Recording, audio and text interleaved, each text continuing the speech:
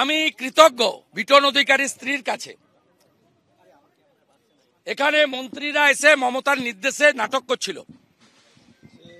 আমি পৌঁছানোর পরে ডাইরেক্ট বলে দিয়েছে যে আমার স্বামীকে কালমা পড়তে বলেছিল, আমার স্বামী হিন্দু, কালমা পড়তে জানে না, তাই গুলি করে মেরে দিয়েছে।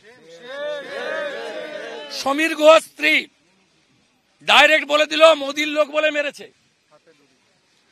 তৃণমূলের কাউন্সিলর অসীম বসুর সামনে বলেছে হাতে ডোরু ছিল তাই মেরে দিয়েছে, বলেছে তোরা মোদির লোক।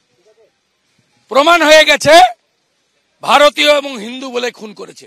সত্য স্বীকার করুন, ভারতীয় সনাতনীরা ঐক্যবদ্ধ হন। রাজনীতি পরে হবে।